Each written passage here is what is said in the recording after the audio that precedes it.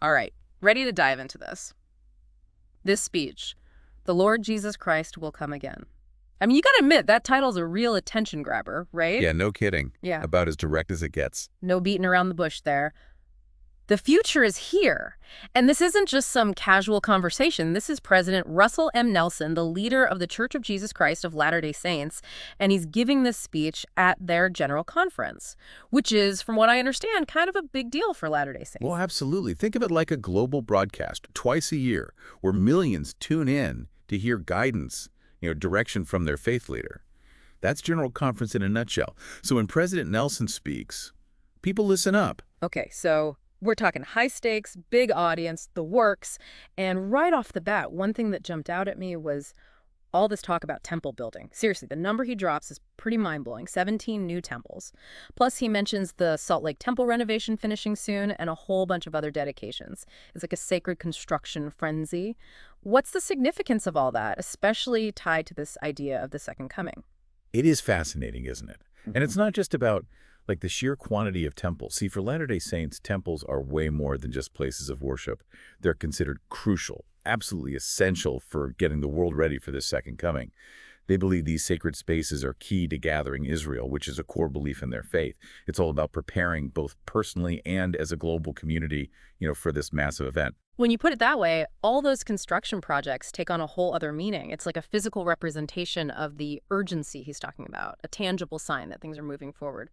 So if those temples are part of the preparation, what does this second coming actually look like, according to President Nelson? I mean, does he get into the specifics at all? He does. Oh, he definitely does. And he's not afraid to use some pretty vivid imagery either. Like Oh. he paints this picture using these really powerful descriptions, pulling from sources like Isaiah and even mentioning Handel's Messiah. We're talking the glory of the Lord, Jesus Christ reigning not just from Jerusalem, but also New Jerusalem. Can you imagine? He's called King of Kings. It's powerful stuff. Okay, so we're talking epic scale here, but how do those descriptions, those titles, how do they fit into the Latter-day Saint faith specifically? They can't just be cool phrases, right? You're exactly right. These aren't just abstract ideas or cool-sounding phrases for Latter-day Saints. These are core doctrines. They really shape how they see the future playing out. Yeah. Like, take that concept of a new Jerusalem we talked about. Mm-hmm. They believe that'll be established right here in the Americas. Then there's this idea of Christ's millennial reign, 1,000 years of peace and righteousness on earth. These are beliefs woven into the very fabric of their faith, and they have a real impact on how they live their lives today. So it's not some distant event, some far-off prophecy for them. It's something that really influences the here and now. And speaking of the present moment, President Nelson doesn't just leave it at that, does he?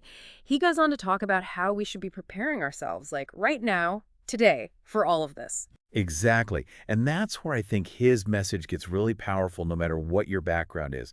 He states it very clearly, now is the time for you and for me to prepare. Not someday, not eventually, but right now. And he doesn't leave it open-ended either. He gets very specific about what that preparation should look like.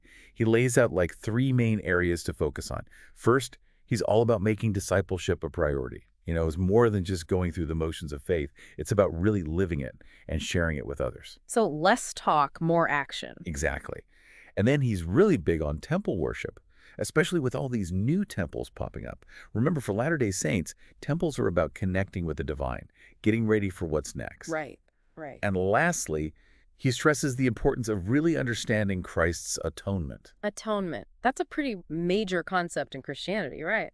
Absolutely cornerstone. And it's got a lot of specific meaning in Latter-day Saint theology. Yeah. But basically, the atonement is all about Christ's sacrifice, how it makes forgiveness, healing, even overcoming life's challenges possible.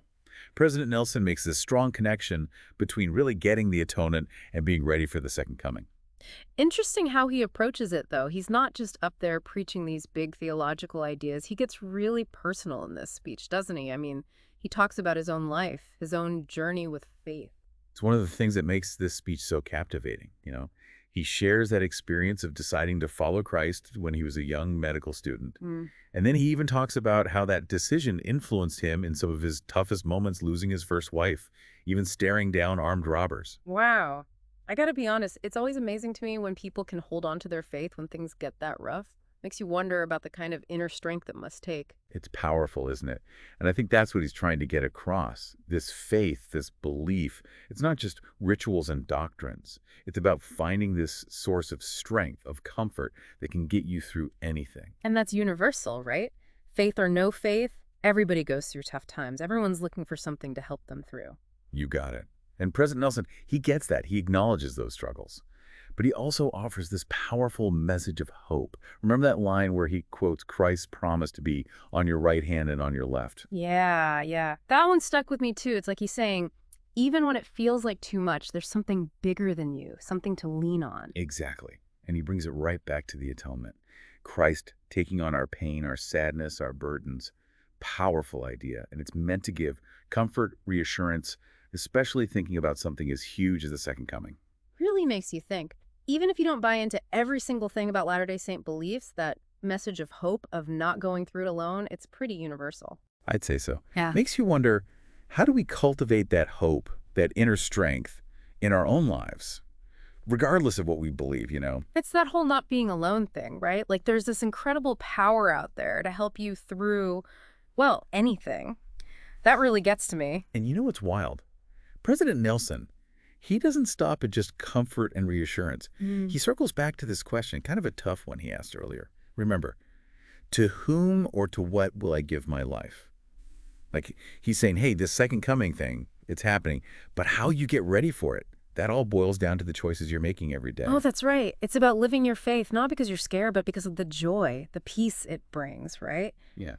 Come unto Christ, I think he said. This is the secret to a life of joy. I mean, talk about a powerful statement. He doesn't mess around. And he ends on such a high note, so optimistic. The best is yet to come. It says that a bunch, actually, throughout the whole speech. And you can just tell, for someone who clearly believes all this, it's not just some nice saying. It's like rock-solid certainty. Man, that who or what are you giving your life to thing, that one really stuck with me. Doesn't matter what religion you are, that gets to the core of how we're living, right now, today. No doubt. It makes you examine your priorities, what you value. Yeah. Are you actually living in a way that lines up with what you say you believe? It's a good question for all of us. What's your take? It's a big one, that's for sure. And you know what it makes me think about? All the different ways people find meaning. Could be faith, could be helping others, art, nature, building something for the future.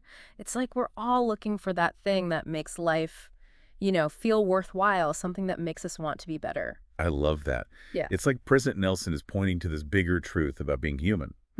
We all want something beyond the day-to-day, something that gives us hope, a reason to keep going, even when it's hard. And the choices we make, what we decide to dedicate ourselves to, well, they're shaping our own lives, but also the kind of world we're all building together, right? Food for thought. Big time. It's funny, isn't it? We did this deep dive into what one religious leader thinks about the second coming, but it's really got me thinking about bigger questions. How are we all choosing to live our lives today, knowing what we want the future to look like? Definitely something to ponder.